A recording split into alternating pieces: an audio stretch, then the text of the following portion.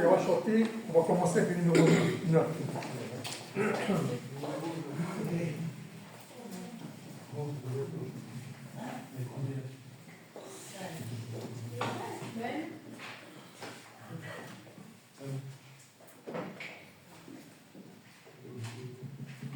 Dieu Tout-Puissant, quand mon cœur considère tout l'univers créé par ton pouvoir, le ciel d'azur, les éclairs, le tonnerre, le clair matin ou les ombres du soir, de tout mon être lancer les vachants. Dieu Tout-Puissant, que tu es grand, de tout mon être lancer les vachants. Dieu Tout-Puissant, que tu es grand. En par les bois ou la forêt profonde, j'entends joyeux tous les oiseaux chanter. Quand sur les monts, la source avec son onde, livre aux zéphyrs son chant doux et léger. Mon cœur heureux s'écrie à chaque instant, ô Dieu d'amour, que tu es grand.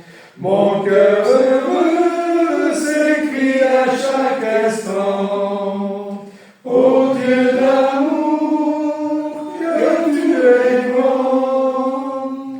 Quand nos jours sont jours sublimes mystères, qu'un Dieu si grand a pu penser à moi, que son cher Fils est devenu mon frère, et je suis l'héritier du grand roi.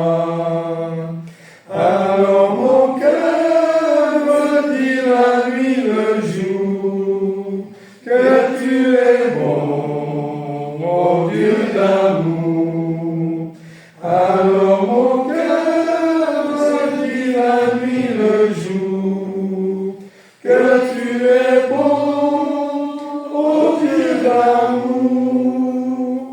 Quand mon Sauveur éclatant de lumière se lèvera de son trône éternel, et que les sangs, les douleurs de la terre, je pourrai voir les splendeurs de son ciel. Je me dirai dans son divin séjour, rien n'est plus grand que ton amour. Je me dirai dans son divin séjour, rien n'est plus grand que ton amour. Le numéro 11, on va lecture.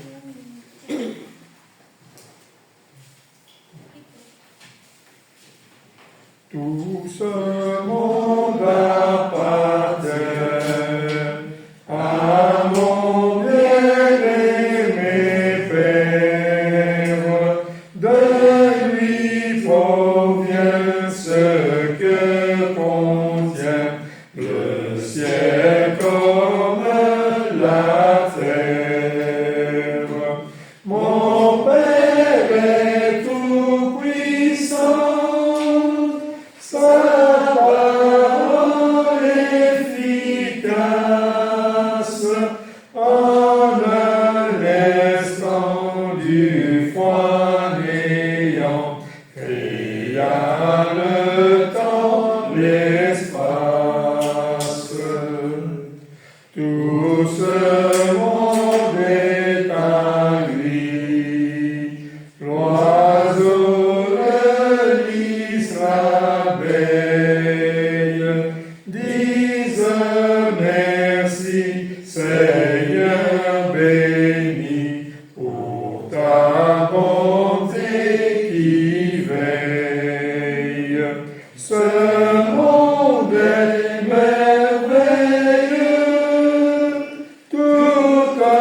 la terre entende un chant joyeux et glorieux, partout cette résonne.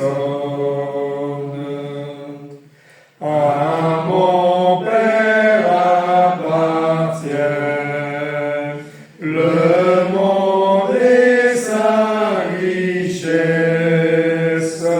Il le soutient et le maintient par sa sainte sagesse. Il tient entre ses mains le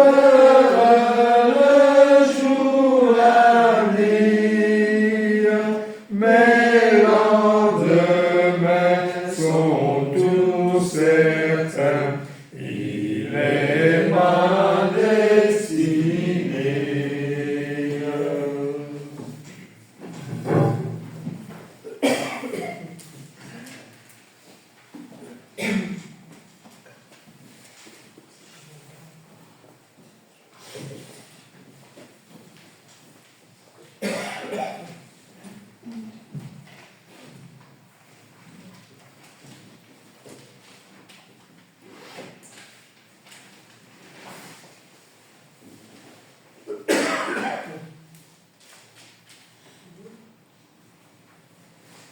Je vous invite, si vous voulez bien, pour la lecture de ce matin, à prendre avec moi Éphésiens chapitre 2.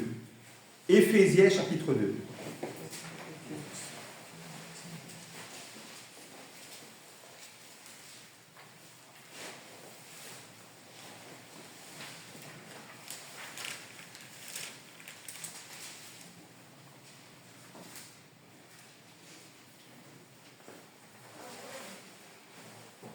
Vous étiez morts par vos offenses et par vos péchés, dans lesquels vous marchiez autrefois, selon le trait de ce monde, selon le prince de la puissance de l'air, de l'esprit qui agit maintenant dans les fils de la rébellion. Nous tous aussi, nous étions de leur nombre, et nous vivions autrefois selon les convoitises de notre chair, accomplissant les volontés de la chair et de nos pensées. Et nous étions par nature des enfants de colère, comme les autres. Mais Dieu, qui est riche en miséricorde, à cause du grand amour dont il nous a aimés, nous qui étions morts par nos offenses, nous a rendus à la vie avec Christ. C'est par grâce que vous êtes sauvés. Il nous a ressuscités ensemble et nous a fait asseoir ensemble dans les lieux célestes en Jésus-Christ, afin de montrer dans les siècles à venir l'infinie richesse de sa grâce par sa bonté envers nous en Jésus-Christ. Car c'est par la grâce que vous êtes sauvés, par le moyen de la foi. Et cela ne vient pas de vous, c'est le don de Dieu. Ce n'est point par les œuvres, afin que personne ne se glorifie. Car nous sommes son ouvrage, ayant été créés en Jésus-Christ pour de bonnes œuvres, que Dieu a préparées d'avance, afin que nous les pratiquions. C'est pourquoi, vous autrefois, païens dans la chair, appelés incirconcis par ceux qui appellent circoncis, et qui le sont en la chair par la main de l'homme. Souvenez-vous que vous étiez en ce temps-là sans Christ, privés du droit de cité en Israël, étrangers aux alliances de la promesse, sans espérance et sans Dieu dans le monde. Mais maintenant, en Jésus-Christ, vous qui étiez jadis éloignés, vous avez été approchés par le sang de Christ. Car il est notre paix, lui qui des deux n'en a fait qu'un, et qui a renversé le mur de séparation, l'inimitié, ayant anéanti par sa chair la loi des ordonnances dans ses prescriptions, afin de créer en lui-même avec les deux un seul homme nouveau, en établissant la paix, et de les réconcilier, l'un et l'autre, en un seul corps, avec Dieu par la croix, en détruisant par elle l'inimitié. Il est venu annoncer la paix à vous qui étiez loin, et la paix à ceux qui étaient près. Car par lui nous avons les uns et les autres accès auprès du Père, dans un même esprit. Ainsi donc, vous n'êtes plus des étrangers, ni des gens du dehors, mais vous êtes concitoyens des saints gens de la maison de Dieu. Vous avez été édifiés sur le fondement des apôtres et des prophètes, Jésus-Christ lui-même étant la pierre angulaire. En lui, tout l'édifice, bien coordonné, s'élève pour être un temple saint dans le Seigneur. En lui, vous êtes aussi édifiés pour être une habitation de Dieu en esprit. Amen.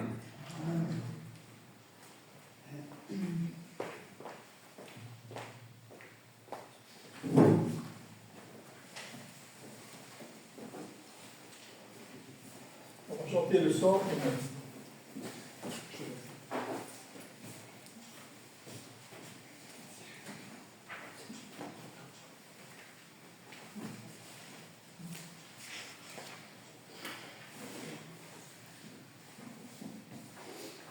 Jésus est au milieu de nous, son regard s'abaisse sur nous, sa douce voix entendez-vous, je veux vous bénir tous, je veux vous bénir tous, sa douce voix entendez-vous, je veux vous bénir tous.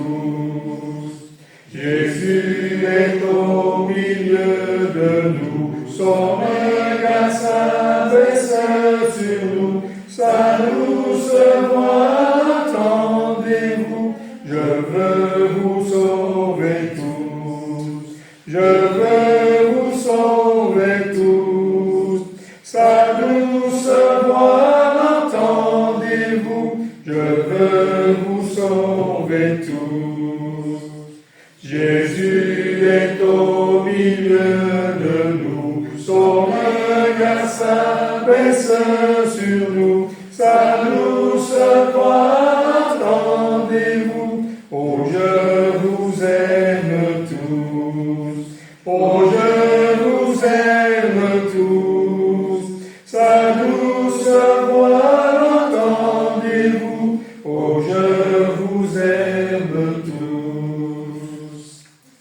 Avant de partager le Saint-Repas, on va chanter le 23. Oui, son 13.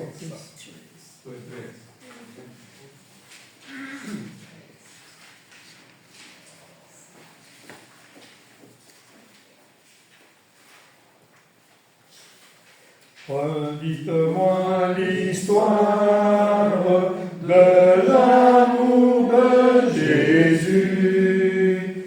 Parlez-moi de la gloire qu'il promet aux élus.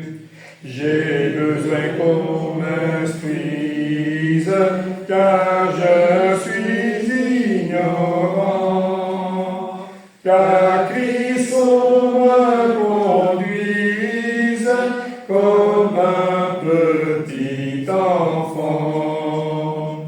Redites-moi l'histoire, redites-moi l'histoire, redites-moi l'histoire de l'amour de Jésus. Redites-moi l'histoire de la crèche à la croix. Éveillez ma mémoire, oublieuse parfois. Cette histoire si belle, dites-la simplement. Elle est toujours nouvelle, répétez-la souvent. Redites-moi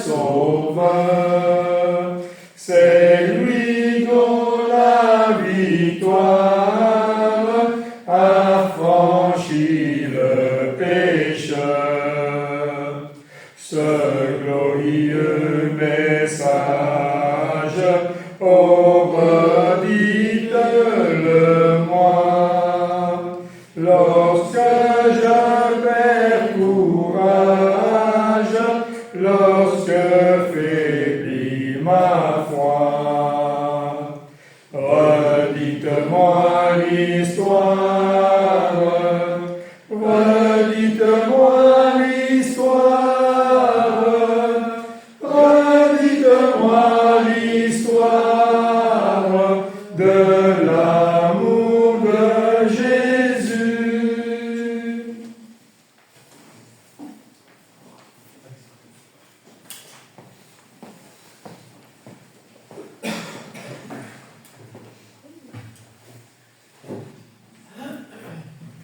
Pour le repas, la commémoration de notre Seigneur, je vais prendre un passage en Jean chapitre 12.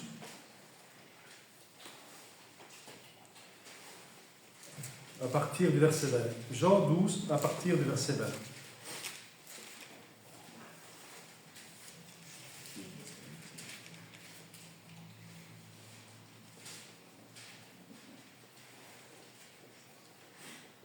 Quelques Grecs du nombre de ceux qui étaient montés pour adorer pendant la fête s'adressèrent à Philippe de Bethsaïda en Galilée et lui dirent avec instance: Seigneur, nous voudrions voir Jésus.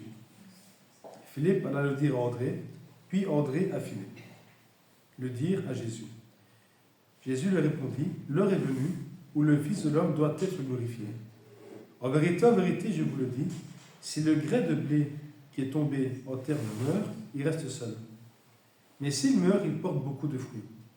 Celui qui aime sa vie la perdra, et celui qui est sa vie dans ce monde la conservera pour la vie éternelle. Si quelqu'un me sert, qu'il me suive. Et là où je suis, là aussi sera mon serviteur. Si quelqu'un me sert, le Père l'honorera. Maintenant, mon âme est troublée. Et que dirais-je, Père? Délivre-moi de cette heure, mais c'est pour cela que je suis venu, jusqu'à cette heure. Père, glorifie ton nom. Et une voix vint du ciel: Je l'ai glorifié et je le glorifierai encore.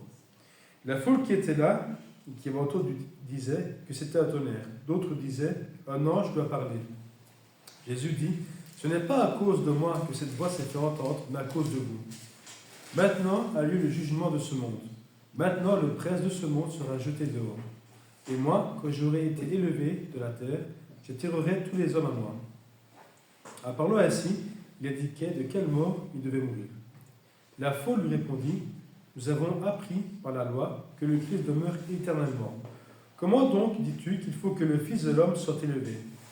Qui est ce Fils de l'homme? Jésus leur dit: La lumière est encore pour un peu de temps au milieu de vous. Marchez pendant que vous avez la lumière, afin que les ténèbres ne vous surprennent point. Celui qui marche dans les ténèbres ne sait où il va.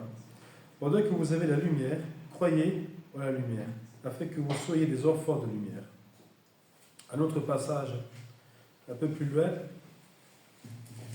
en Jean 18, premier verset. Lorsqu'il eut dit ces choses, Jésus alla avec ses disciples de l'autre côté du torrent du Cédron, où se trouvait un jardin, dans lequel il entra, lui et ses disciples. Judas, qui le livrait, connaissait ce lieu parce que Jésus et ses disciples s'étaient souvent réunis. Judas donc, ayant pris la corde et des huissiers qu'envoyaient les principaux sacrificateurs et les pharisiens, vint là avec des lanternes, des flambeaux et des armes. Jésus, sachant tout ce qui devait lui arriver, s'avança et leur dit: Qui cherchez-vous? Ils lui répondirent: Jésus de Nazareth. Jésus leur dit: C'est moi. Et Judas, qui le livrait, était avec eux. Lorsque Jésus leur dit: C'est moi, ils reculèrent et tombèrent par terre. Il leur demanda de nouveau: Qui cherchez-vous? Et ils dirent: Jésus de Nazareth. Jésus répondit: Je vous le dis que c'est moi. Si donc c'est moi que vous cherchez, laissez aller ceci. Il dit cela afin que s'accomplisse la parole qui avait été dite: Je n'ai perdu aucun de ceux que tu m'as donnés. Simon-Pierre, qui avait une épée, la tira, frappa le serviteur du souverain sacrificateur et lui coupa l'oreille droite. Ce serviteur s'appelait Malchus. Jésus dit à Pierre: Remets ton épée dans le fourreau. Ne boirai-je pas la coupe que le Père m'a donnée à boire? La cohorte, le tribun et les huissiers des Juifs se saisirent alors de Jésus et le lièrent. Ils l'amenèrent d'abord chez Anne, qui était le beau-père de Caïphe, qui était souverain sacrificateur cette année-là.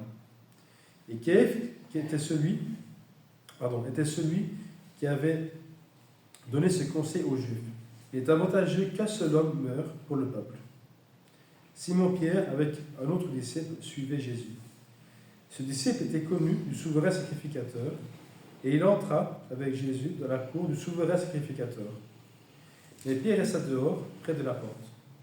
L'autre disciple, qui était connu du souverain sacrificateur, sortit par là à la portière. Et il fit entrer Pierre. Alors la servante, la portière, dit à Pierre, « Toi aussi n'es-tu pas les disciples de cet homme ?» Et il dit, « Je n'en suis point. » Les serviteurs et les huissiers qui étaient là, ayant allumé un brasier, qu'elle faisait froid, ils se chauffaient. Pierre se tenait avec eux et se chauffait.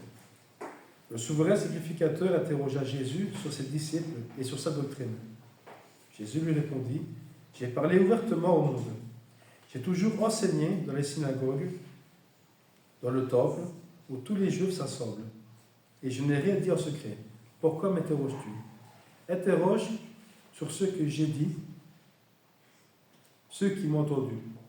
Voici, ceux-là savent ce que j'ai dit. » À ces mots, un des huissiers qui se trouvait là donna un soufflet à Jésus en disant, « Et c'est ainsi que tu réponds au souverain sacrificateur. » Jésus lui dit, « Si j'ai mal parlé, fais voir ce que j'ai dit de mal. Et si j'ai bien parlé, pourquoi me frappes-tu » Anne l'envoya lié à Caïphe, le souverain sacrificateur. Simon-Pierre était là et se chauffait. On lui dit, « Toi aussi n'es-tu pas de ses disciples ?» Il le nia et dit, « Je n'en suis point. » Un des serviteurs du souverain sacrificateur, parlant de celui à qui Pierre avait coupé l'oreille, dit, ne t'ai-je pas vu avec lui dans le jardin? Pierre le nia de nouveau, et aussitôt le coq chanta.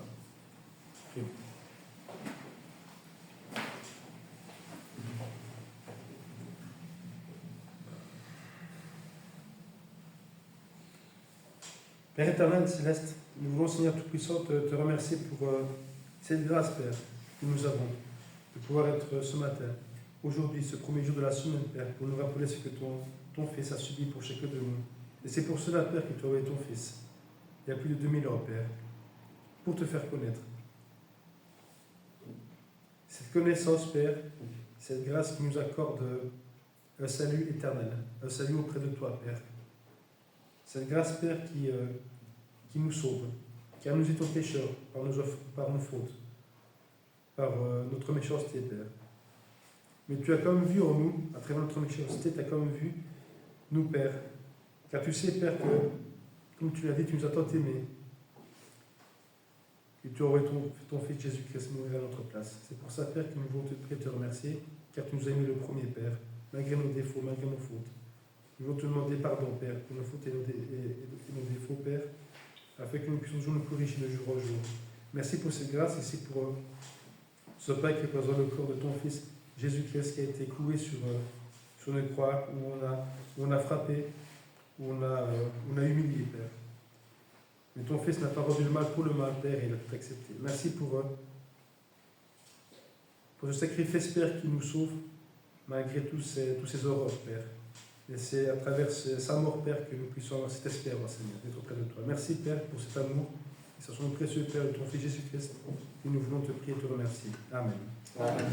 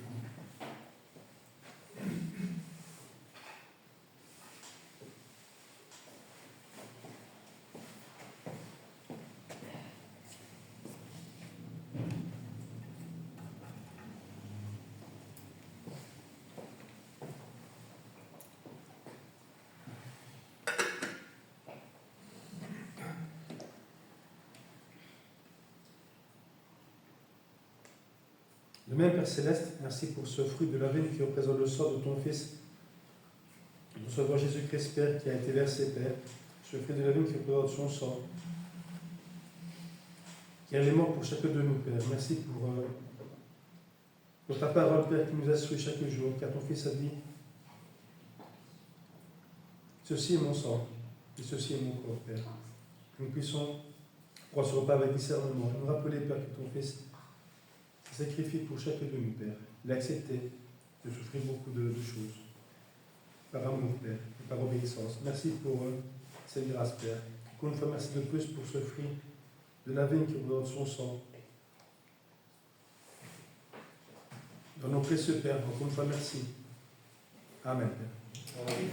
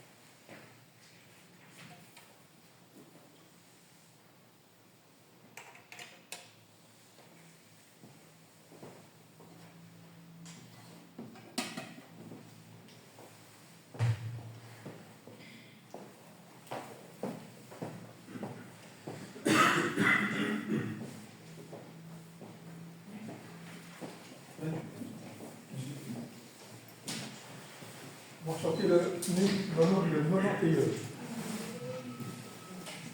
91.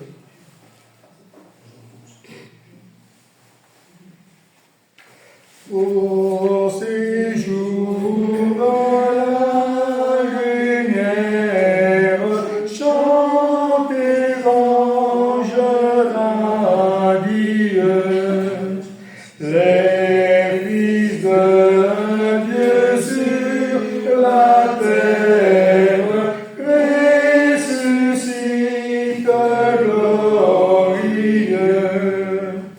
Que vos hymnes de louange ô rachetés du Seigneur s'unissent aux voix des anges pour bénir le Dieu Sauveur.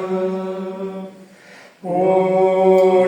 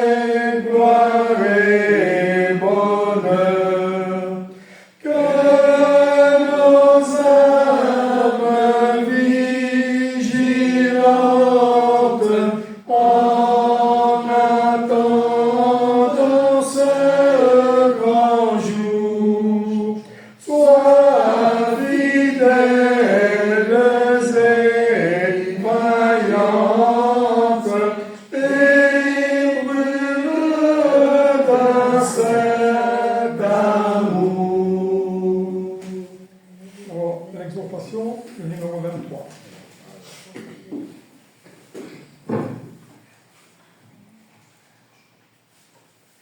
Chantons, chantons sans cesse la bonté du Seigneur, qu'une cette allégresse remplisse notre cœur. Un salut éternel est descendu du ciel. Nous avons un sauveur, nous avons un sauveur. Au bonheur ineffable, Dieu n'est plus irrité. Il pardonne aux coupables contre lui révoltés. Pour porter nos forfaits, pour sceller notre paix, Jésus s'est présenté, Jésus s'est présenté vers le trône de grâce. Si nous levons les yeux, nous rencontrons la face d'un sauveur glorieux. Il est notre avocat, pour les siècles il combat, toujours victorieux, toujours victorieux,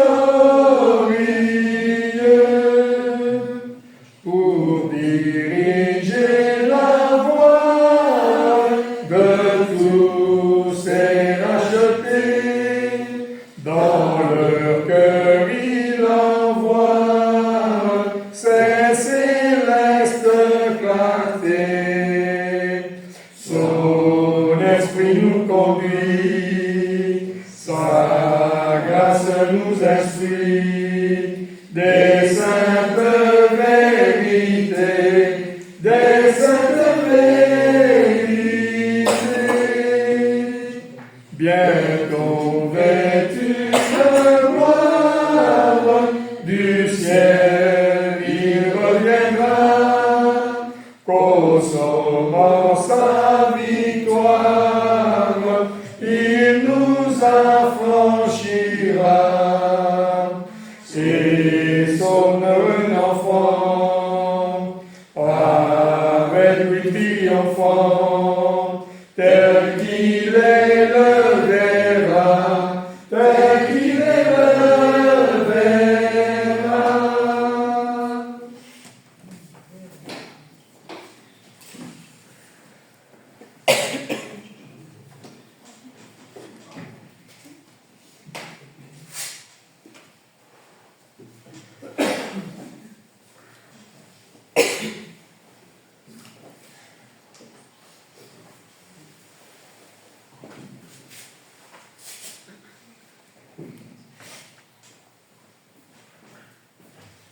Bonjour à toutes et à tous. Il y a le repas qui est organisé après le culte pour ceux qui veulent et peuvent rester.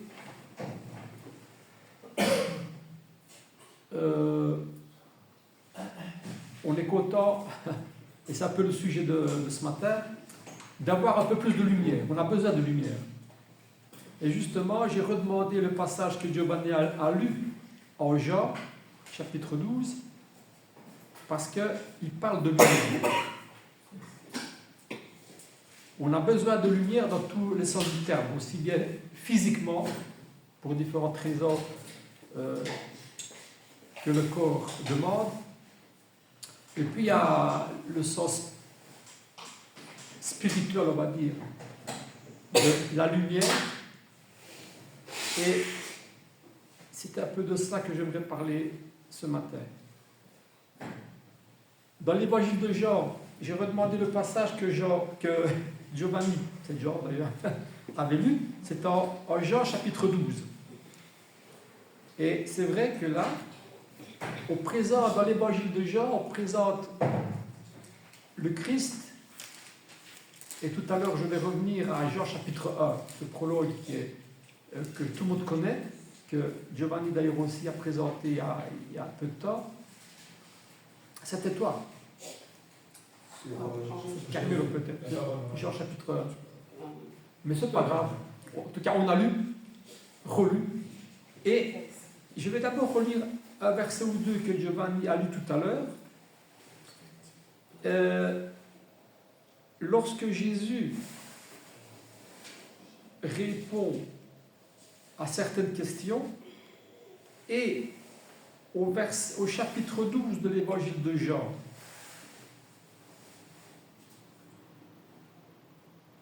verset 44 à 47-48. Je vais relire ce que lui-même dit. Parce que certains l'accusent et Jésus s'écrit cette phrase. Celui qui croit en moi, croit non pas en moi, mais en celui qui m'a envoyé. Et celui qui me voit, voit celui qui m'a envoyé. Je suis venu comme une lumière dans le monde, afin que quiconque croit en moi ne demeure pas dans les ténèbres. Si quelqu'un entend mes paroles et ne les garde pas, ce n'est pas moi qui le juge, car je suis venu non pour juger le monde, mais pour sauver le monde. Celui qui me rejette ne me rejette pas moi, mes paroles, il a son juge. La parole que j'ai annoncée, c'est elle qui le jugera au dernier jour, etc., etc. Et donc cette image de la lumière qu'il représente, c'est ce qu'on va un petit peu analyser ce matin. Et on ne peut pas parler de la lumière en ne retournant pas à l'évangile de Jean, premier chapitre. C'est là que je vais m'arrêter un petit peu plus. Jean chapitre 1. Pourquoi l'évangile de Jean? Parce qu'il parle de ce sujet de la lumière, mais c'est assez particulier l'évangile de Jean. Parce que les 4 évangiles, eh bien, il est dans les 3 évangiles, Matthieu, Marc, Luc, on parle beaucoup de ce que Jésus a fait,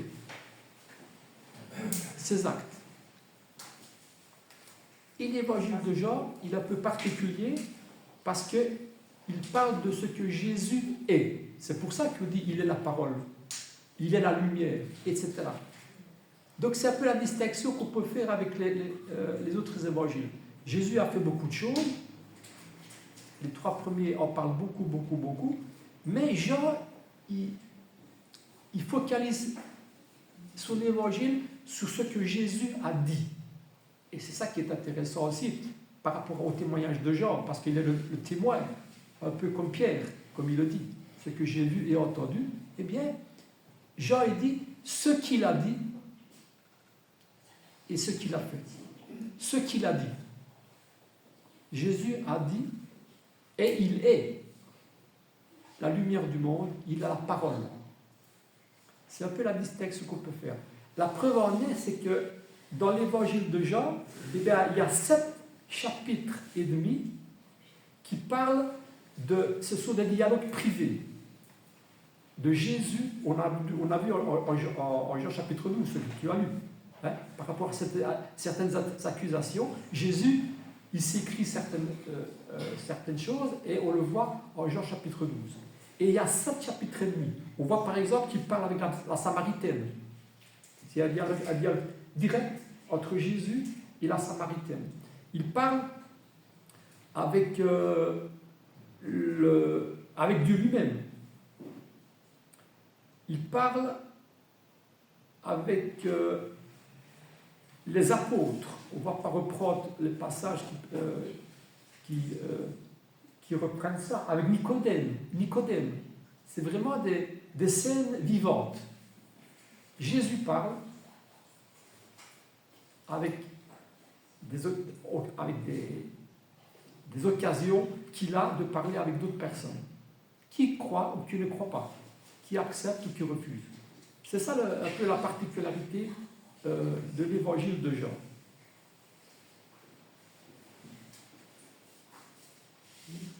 Si on va lire le premier chapitre, dans la fin de l'évangile, je vais commencer par la conclusion, parce que c'est très intéressant. Au chapitre 20 de Jean, je vais lire un verset ou deux. Parce que lorsqu'on étudie un livre, on dit souvent, mais quel est le fil conducteur? Pourquoi est-ce qu'il dit ça? J'aime bien, moi, lorsqu'on voit une épître, de voir un petit peu, essayer de deviner ce qu'il y a dans la tête de la personne. Et Jean, c'est pas la peine de deviner parce qu'il le dit. Il a dit, je vous écris tout ce que j'ai écrit dans l'évangile de Jean, je l'écris pour une chose. Et c'est intéressant, au chapitre 20 de l'évangile de Jean, au verset 30 et 31. Donc c'est l'avant-dernier chapitre.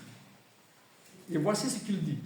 Il a raconté tous ces dialogues, il a le prologue bien sûr, il a raconté beaucoup de scènes, etc., etc. Et puis au verset 30 du chapitre 20, il dit « Jésus a fait encore en présence de ses disciples beaucoup d'autres miracles qui ne sont pas écrits dans ce livre. Mais ces choses ont été écrites afin que vous croyiez que Jésus est le Christ, le Fils de Dieu, et qu'en croyant, vous ayez la vie en son nom. » Ça, c'est un verset que vous pouvez souligner. Parce qu'il a raconté beaucoup de choses. Il a raconté des miracles, il a raconté des scènes, des dialogues, des miracles, tout ce que... Mais toutes ces choses ont été écrites. L'évangile de Jean, il a écrit afin que vous croyiez que Jésus est le Christ, le Fils de Dieu, et qu'en croyant, vous ayez la vie éternelle. Voilà pourquoi elle écrit, du prologue jusqu'à la fin de l'évangile. C'est quand même intéressant. Et ça, on n'a pas de le deviner, il le dit. Oui, Stéphane. Beaucoup, ils pensent que le Christ, c'est un nom. Mais le Christ, c'est le Messie.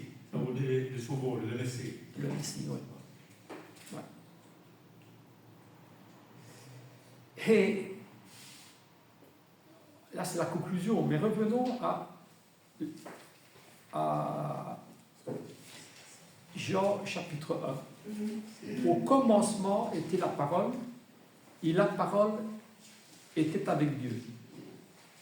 Et la parole était Dieu. Elle était au commencement avec Dieu. Toutes choses ont été faites par elle, et rien de ce qui a été fait n'a été fait sans elle. En elle était la vie, et la vie était la lumière des hommes. Première fois qu'on cite ce mot lumière. Elle était la lumière des hommes. La lumière, lui, dans les ténèbres, et les ténèbres ne l'ont pas reçue. Cette image qu'il a choisie, eh bien, c'est la parole. Dieu est venu pour faire connaître son Père. Il faut reconnaître par les évangiles écrits qu'il est le Christ, mais il est venu en tant que parole pour faire connaître son Dieu, son Père. Mais la réaction des hommes, c'est que certains l'ont accepté, heureusement, et ces personnes s'appellent l'Église, mais d'autres ne l'ont pas reçu.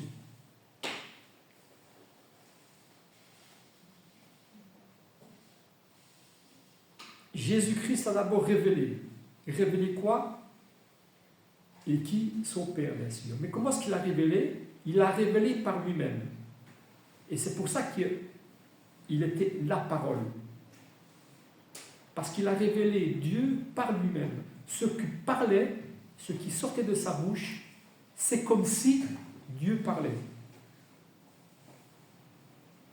Et les actes qu'il faisait, c'est comme si Dieu les faisait. Il était l'expression vivante de la volonté et de la présence de Dieu.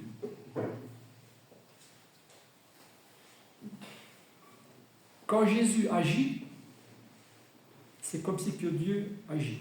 Et quand il parle, c'est comme si que Dieu parle.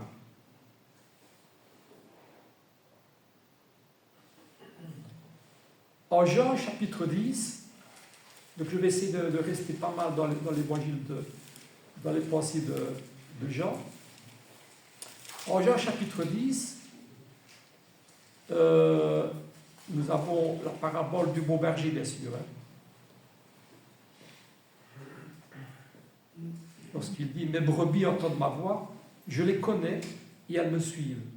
Je leur donne la vie éternelle et elles ne périront jamais. Et personne ne les ravira de ma main. Mon Père qui me les a donnés est plus grand que tous.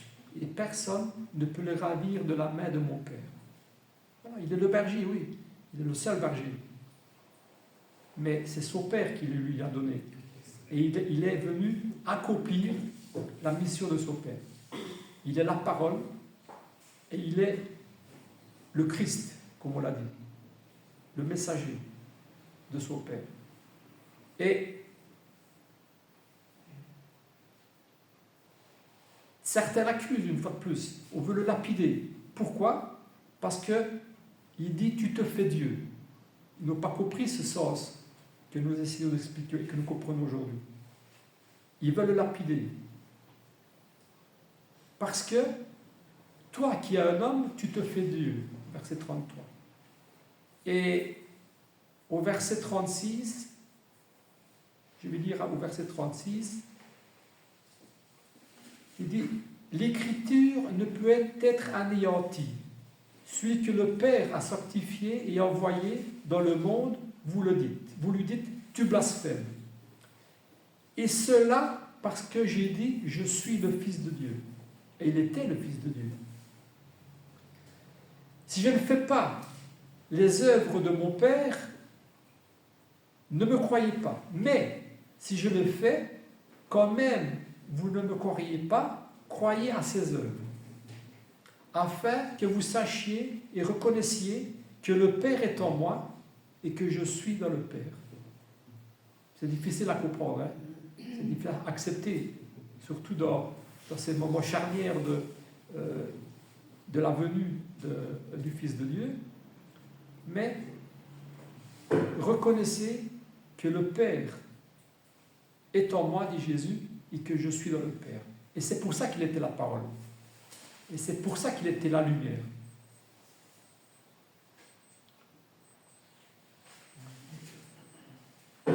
Mais, quelle est la réaction maintenant de ceux qui entendent ces paroles? De celui que Dieu a envoyé et annoncé depuis le début. Hein? Annoncé depuis le début. Parce que c'est comme ça qu'aujourd'hui encore nous devons reconnaître ce qui est vrai, ce qui est faux.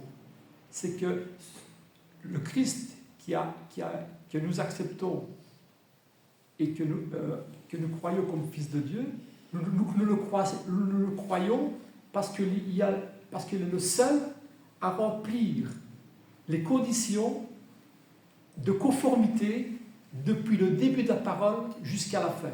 Depuis que Dieu a créé le monde jusqu'à aujourd'hui et jusqu'à demain. Il est le seul. Tous ceux qui sont présentés comme envoyés de Dieu ne remplissaient pas toutes ces conditions depuis le début jusqu'à la fin. Il est le seul pour qui Dieu a dit « écoutez-le ». Le seul. Il n'a dit ça pour aucun autre. Et malgré ça, malgré que Jésus, d'après les prophéties, est venu pour réaliser ces prophéties, eh bien, les hommes ont vu la lumière et ont fermé les yeux, comme il est dit. Et ça répond à certaines autres prophéties d'Ésaïe. Hein? Dieu dit, Isaïe dit, ben là, j'ai bouché les oreilles de certains et fermé leurs yeux pour qu'ils ne voient pas et pour qu'ils n'entendent pas. Et là, on comprend mal parfois ce verset-là. Mais on voit que la raison était parce qu'ils avaient le cœur fermé. Et il fallait d'abord ouvrir le cœur des personnes pour qu'ils voient et entendent la parole de Dieu et la lumière de Dieu. C'est ça la prophétie d'Ésaïe. Et la preuve en est, c'est qu'en Jean chapitre 1, lorsqu'on dit que la parole était avec Dieu, etc., la lumière, lui, dans les ténèbres, en effet, si jamais vous êtes dans une pièce noire, imaginez une pièce noire, on ne voit rien du tout. Vous allumez une allumette, vous allumez une bougie, eh bien les ténèbres se transforment en lumière. Et c'est pour ça qu'il est à lumière. Il est à lumière, il n'y a plus de ténèbres. Sauf, si quoi? Sauf si on ferme les yeux. Volontairement. C'est ce qu'il dit ici. La lumière, lui, dans les ténèbres, et les ténèbres ne l'ont pas reçu.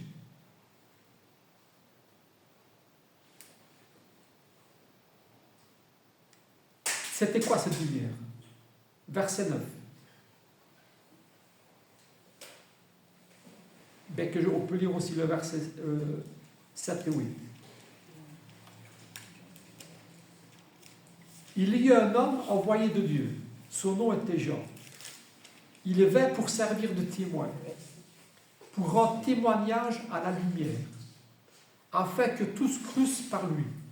Il n'était pas la lumière, mais il fut envoyé pour rendre témoignage à la lumière.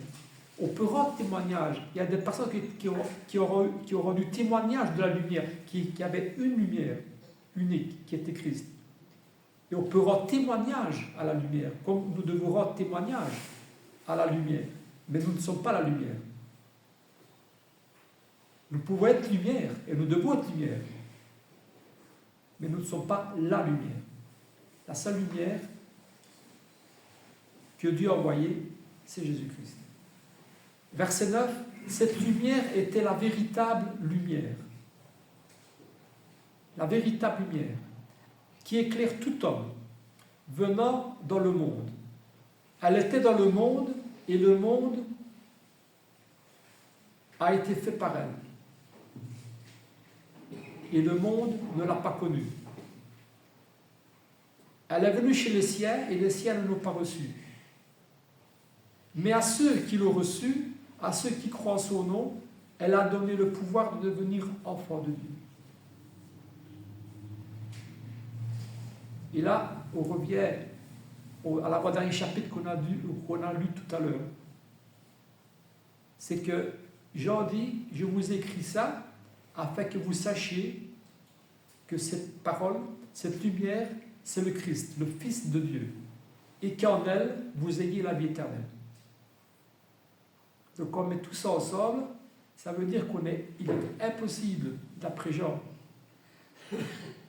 d'accéder à la vie éternelle si on n'ouvre pas les yeux pour regarder cette lumière.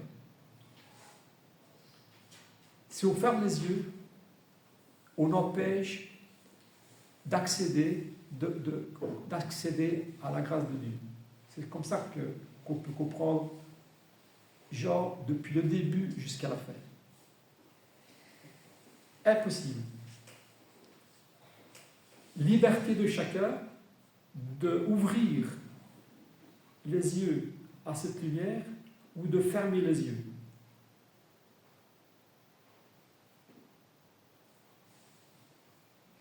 Jean dit aussi, celui qui a le Fils a la vie.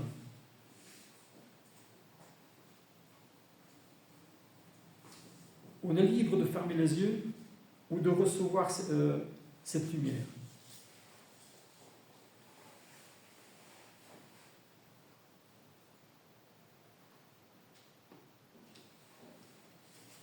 En Matthieu, je vais dire un passage en Matthieu chapitre 6. Il y a des parallèles, bien sûr, qu'on doit faire avec les 4 évangiles. En Matthieu chapitre 6,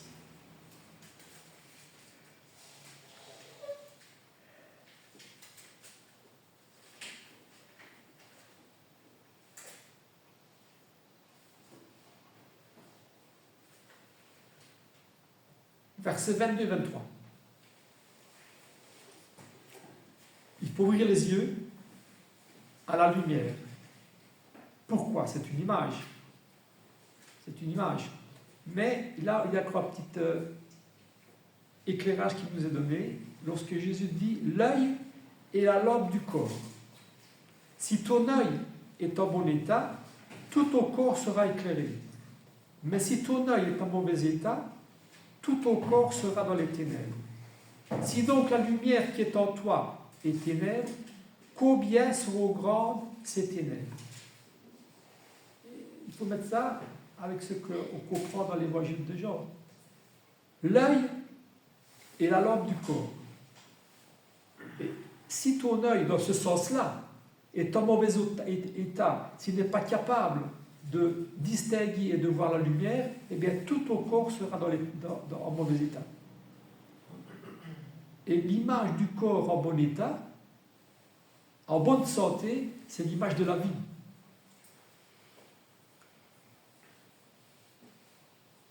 On peut avoir la volonté de fermer les yeux pour ne pas voir cette lumière, ou alors d'avoir des yeux malades,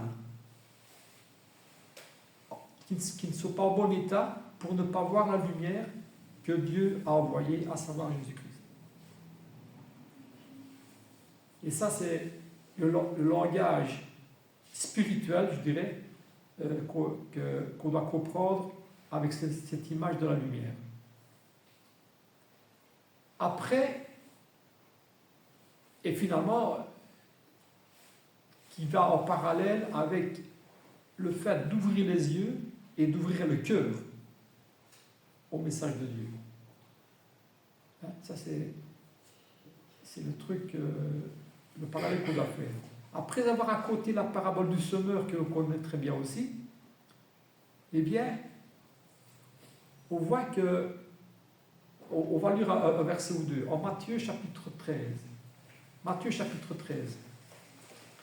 Parce que la particularité de cette parabole, c'est que Jésus la raconte pour donner un enseignement, mais après il donne une explication, on le sait bien.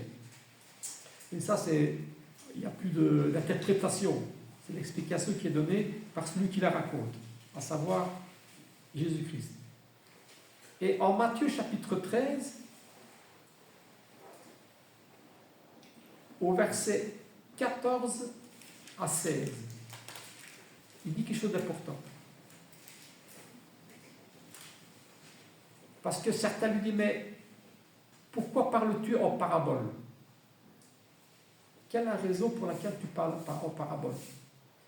Et Jésus dit au verset 14, et pour eux s'accomplit cette prophétie d'Ésaïe, comme quoi toute la parole est une parole. La prophétie d'Ésaïe dit, vous entendrez de vos oreilles et vous ne comprendrez pas. Vous regarderez de vos yeux et vous ne verrez pas. Car, pourquoi? Parce que le cœur du peuple est devenu insensible. Ils ont endurci leurs oreilles et ils ont fermé les yeux, de peur qu'ils ne voient de leurs yeux et qu'ils entendent de leurs oreilles, qu'ils ne comprennent de leur cœur, qu'ils ne se convertissent et que je ne les guérisse. Ce n'est pas la volonté de Dieu de fermer les yeux des personnes ou de boucher les oreilles à la parole. C'est une réponse de Dieu à ceux qui volontairement ferment leur cœur à la parole. C'est ça la prophétie d'Ésaïe. Parce que leur cœur, dit-il, de ce peuple est devenu insensible, ils ont endurci leurs oreilles et ils ont fermé leurs yeux. Jean chapitre 1, il y en a qui ont reçu la parole, il y en a qui ont reçu cette lumière, il y en a qui l'ont rejetée. Il faut mettre ça en parallèle avec les cœurs de ces personnes qui ne voulaient pas entendre et voir.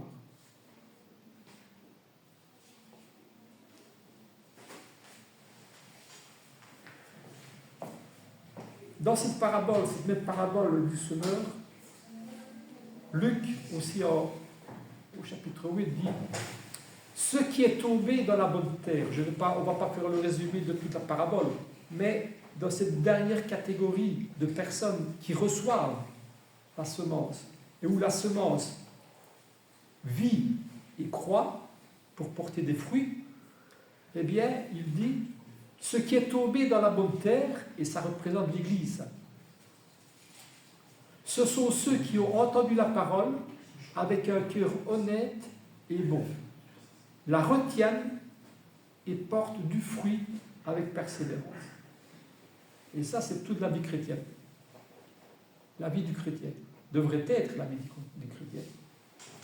La semence qui pousse, qui n'a pas été mangée par les oiseaux, qui n'est pas tombée sur les pirailles, qui n'a pas été étouffée par les mauvaises herbes, etc., qui représente beaucoup de choses dans la société, dans l'Église même. Eh bien, c'est ça qui est tombé dans la bonne terre, c'est-à-dire ceux qui ont eu un cœur. Je vais lire le verset. Ceux qui ont entendu la parole, d'abord il faut l'entendre la parole. Il faut quand même faire la démarche d'entendre la parole. On n'entend pas la parole dans certains endroits. C'est impossible. Il faut aller se diriger vers où la parole est annoncée, où on lit la parole. Et on entend la parole avec un cœur. Parce qu'il ne suffit pas d'entendre la parole. On dit, il y a écouter la parole, il faut entendre la parole.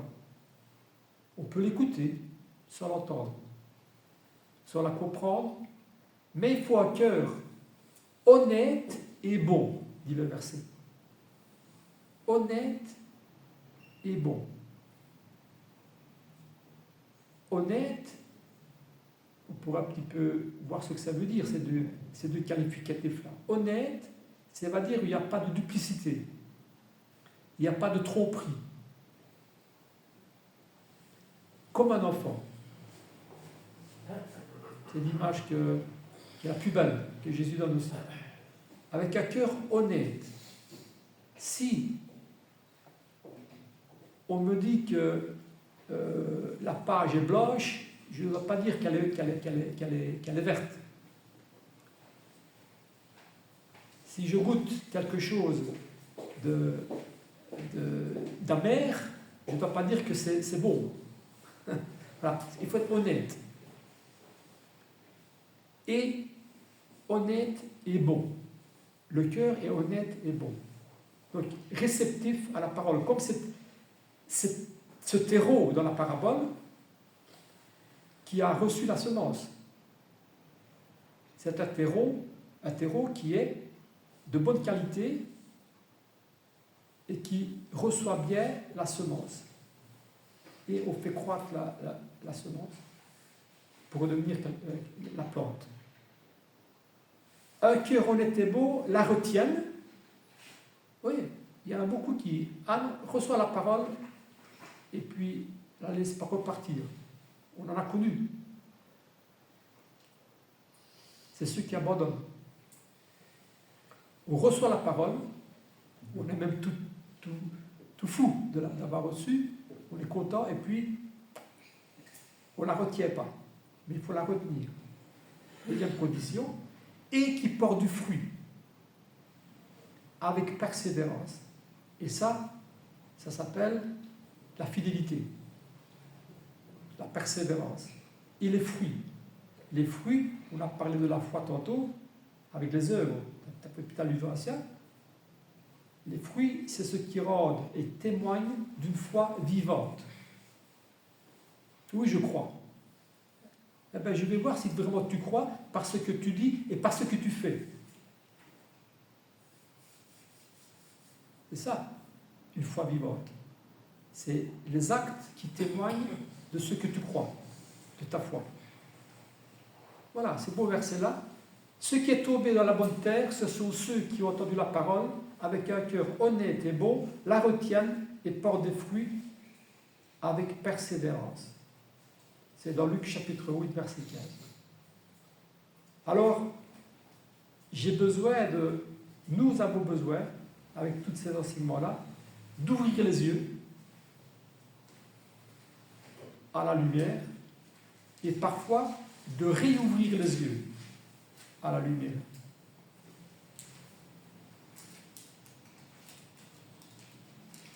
De voir ou de revoir avec un cœur honnête et bon pour porter des beaux fruits. Je fais que reprendre le verset de Jean chapitre 8. Luc chapitre 8. Voilà, on connaît ces choses-là, mais comme dit Pierre dans le premier chapitre qu'on a lu tout à l'heure dans la deuxième épître, nous avons besoin d'entendre et de réentendre. Et Pierre, il dit très justement, vous connaissez ces choses-là, mais je vais vous répéter ce que vous connaissez déjà. Et c'est un peu ce qu'on a fait ce matin.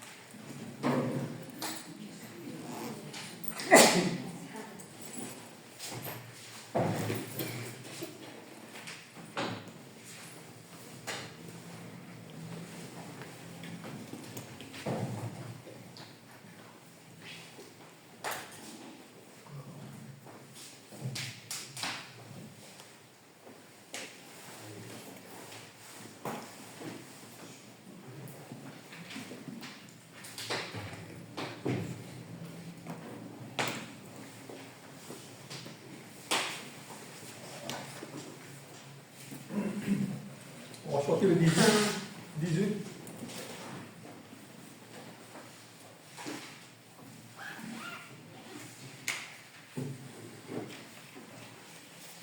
Contemplez mon Dieu sur son trône, vivre avec Jésus dans le ciel.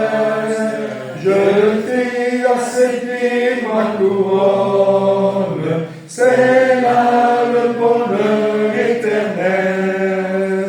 Dans le ciel, vivre avec Jésus dans le ciel.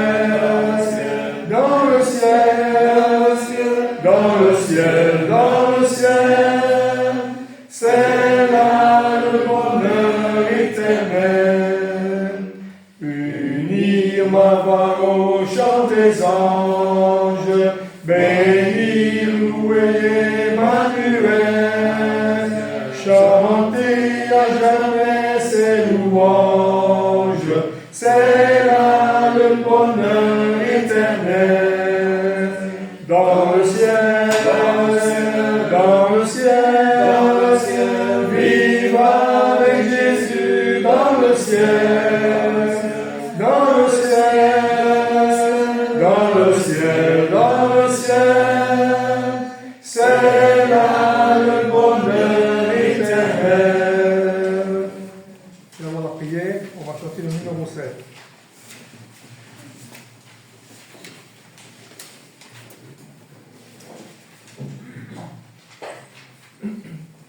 Toi qui disposes de toutes choses et nous les donnes chaque jour. Reçois, ô Père, notre prière de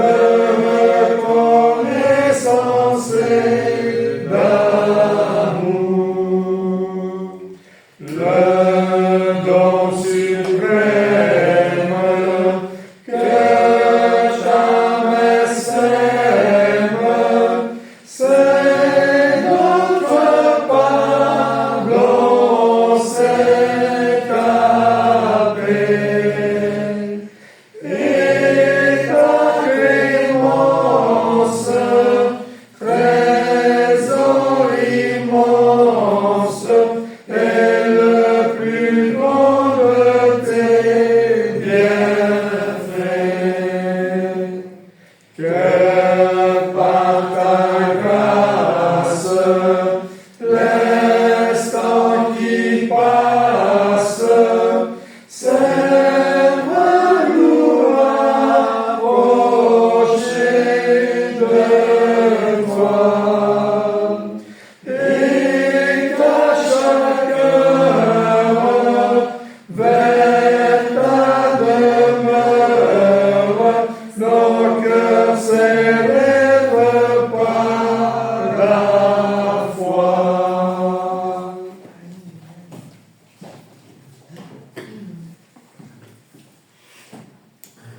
À toi soit la gloire, notre Père bien-aimé. Béni soit ton Fils, Jésus-Christ, ainsi que l'Esprit Saint, qui nous guide dans ce monde, notre Père. Nous te remercions, notre Père, le fait que nous soyons réunis pour le premier jour de la semaine. Nous te remercions, notre Père, afin de pouvoir partager tout ce qui t'est agréable, notre Père. Nous te remercions, notre Père, pour le pain que tu nous donnes chaque jour. Ainsi pour ce pain spirituel que nous en avons besoin, notre Père, afin que nous puissions nous nourrir chaque jour et de grandir dans la foi, et ainsi que dans la connaissance de ta parole. Nous te demandons également, notre Père, de nous accompagner aussi avec les œuvres, car la foi sans les œuvres n'est rien, ainsi que les œuvres sans la foi n'est rien également, notre Père. Nous te remercions pour tout l'amour que tu nous donnes, et surtout, notre Père, pour cette grâce. Parce que si nous vivons, notre Père, si nous avons l'espoir de la vie éternelle, c'est au don de ta grâce, notre Père. Nous avons besoin de cette grâce, afin de pouvoir toujours grandir dans ta bénédiction. Merci pour ta miséricorde, notre Père bien-aimé, parce que tu es un Dieu adorable.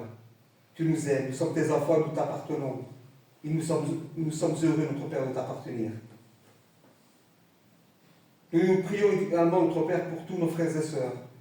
Nous pensons à nos sœurs et nos frères également qui sont affaiblis dans la foi. Nous te demandons de les aider à surmonter, notre Père, les épreuves qu'ils vivent. Nous te prions également pour nos proches. Nous pensons à la maman de nos frères André et Joseph. Nous te demandons de leur donner beaucoup de force, beaucoup de courage, afin de pouvoir l'accompagner, notre Père. Nous te prions également pour ma femme, afin que tu puisses continuer à prendre soin d'elle. Ainsi pour ma maman. Et pour tous nos frères et sœurs. Et pour tous également les amis qui souffrent dans le monde. Nous pensons aussi à nos proches. Nous pensons aussi à des personnes que nous connaissons et que nous prions pour eux afin que tu puisses les aider, notre Père. Mais aussi, surtout, que tu puisses les aider à pouvoir voir cette lumière, comme tu l'as fait avec nous, notre Père. Nous avons besoin de cette lumière, qui est la lumière de ton Fils bien-aimé Jésus-Christ. Et nous te demandons également de nous aussi de pouvoir refléter cette lumière, afin qu'un jour nous puissions approcher afin que nous puissions attirer vers nous, notre Père, notre prochain.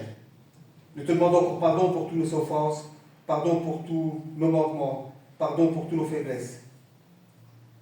Et c'est au nom de ton Fils unique que nous te prions et remercions. Amen. Amen.